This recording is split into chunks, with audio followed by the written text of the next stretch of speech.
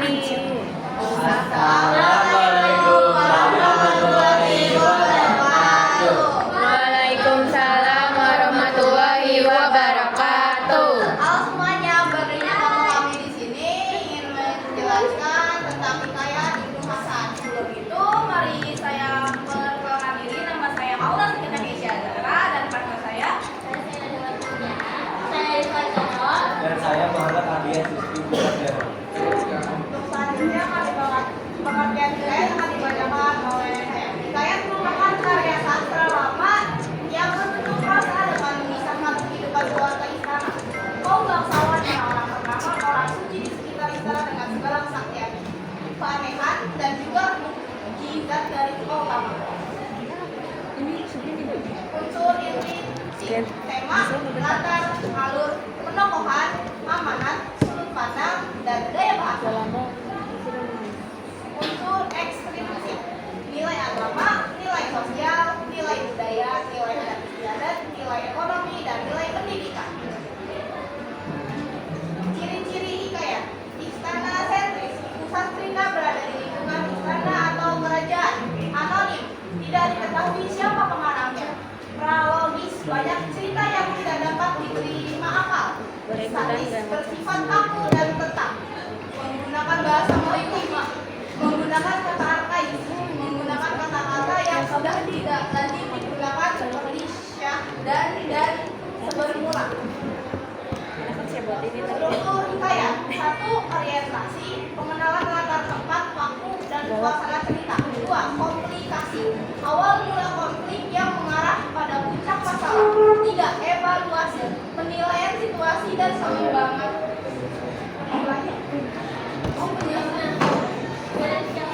Evaluasi, penilaian situasi dan pengembangan konflik. 4. Resolusi, penyelesaian masalah. Ntar gue beli HP lagi. 5. Koda, amanat atau pesan moral yang ingin disampaikan kepada pembaca. Kaidah pembahasan: pertama, menggunakan konstruksi kata penghubung. 2. Menggunakan kata arkais. 3. Menggunakan majas. Majas adalah salah satu bentuk gaya bahasa yang digunakan dalam kalimat agar semakin hidup dan menarik. Syahadat: zaman dahulu kala ada seorang ayah hartawan bernama Syekh Hasan. Banyak harta, banyak uang, terkenal di setiap negeri. Merupakan orang terkaya bertempat tinggal di negeri Baghdad yang terkenal kemana-mana sebagai kota yang paling ramai saat itu.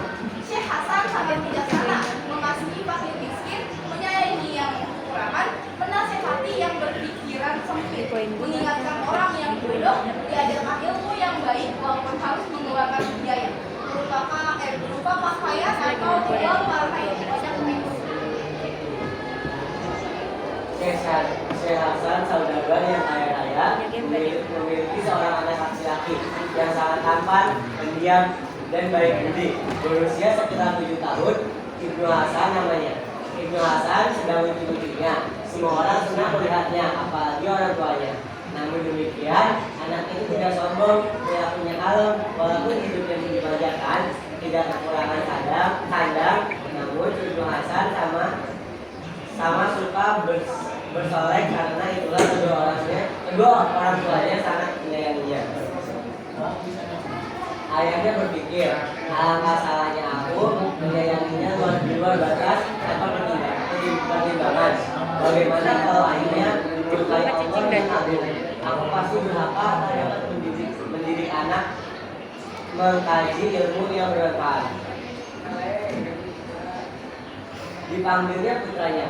Anak itu segera mendatanginya diusap-usapnya putranya sambil dinasehati bahwa ia harus mengaji. Katanya, sekarang saatnya anakku. Sebenarnya aku khawatir, tapi pergilah ke Mesir. Carilah jalan menuju keutamaan. Ibnu Hasan menjawab, ayah, jangan ragu-ragu, jangankan jalan menuju kemuliaan, jalan kematian pun hamba jalani. Semua kehendak orang tua akan hamba turuti, tidak akan ditolak. Yang marah hanya perintah ayah ibu yang hamba nantikan.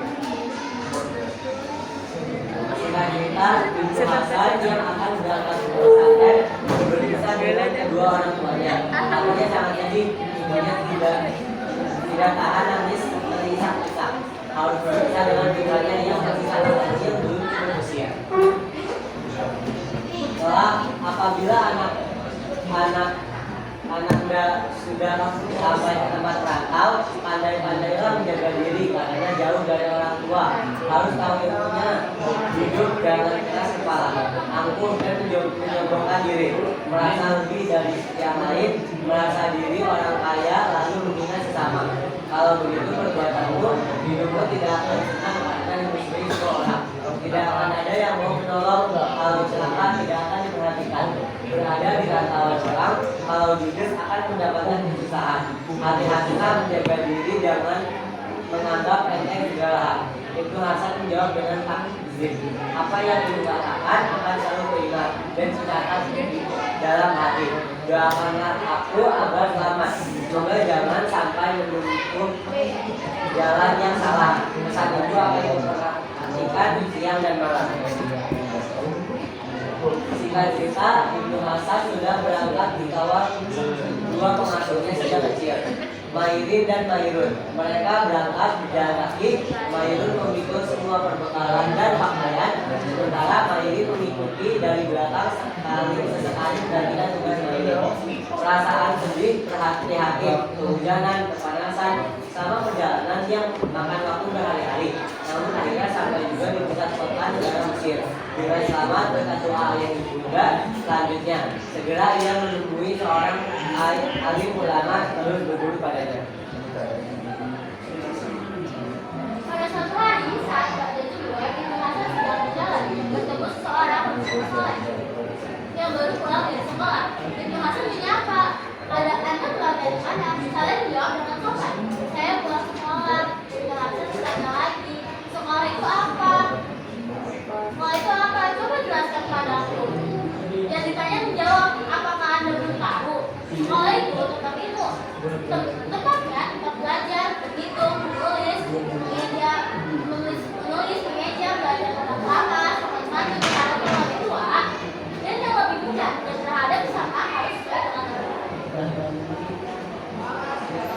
Begitu Ibnu Hasan mendengar penjelasan tersebut, betapa girang hatinya. Dia sudah pulang menghadap kiai dan meminta izin untuk belajar di sekolah guna mencari. Sekarang katakan padaku apa yang sebenarnya kamu harapkan. Kiai berkata, demikian. Tujuan untuk mencari ilmu atau hanya alasan supaya mendapat ujian. Ibnu Hasan menjawab agak malu karena ingin menjelaskan mengapa hamba berpengalaman tanpa mengamalkan mencari ilmu memang sambil disuruhkan sangkaan dan orang karena ada kaya raya tidak kekurangan uang dan banyak hamba yang kerja karena tidak kekurangan.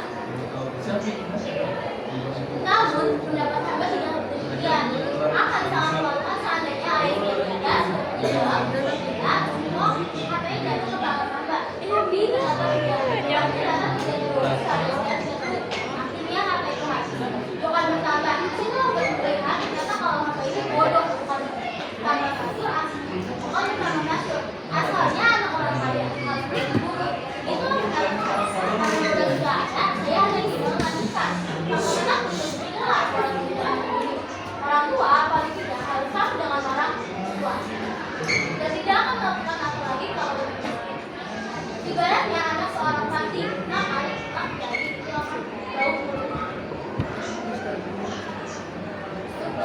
orientasi dari paragraf komunikasi dari paragraf pemerintahan, evaluasi dari paragraf pemerintahan, dan solusi dari paragraf dan model dari paragraf 12. Kata wang artinya berarti orang yang memiliki harta yang banyak atau orang kaya. Masyhur berarti terkenal atau yang sudah populer. Ta'zim berarti sikap memaksakan kehargaan dan penghargaan yang boleh terhadap seseorang yang dianggap memiliki kedudukan, pengetahuan atau kelebihan tertentu.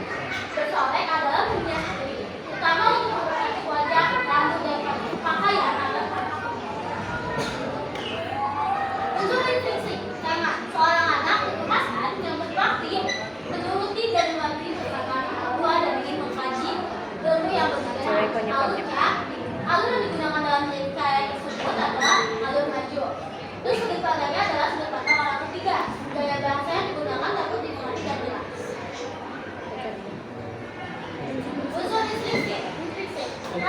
Kata tempatnya ditentukan, kemudian kesatuan negara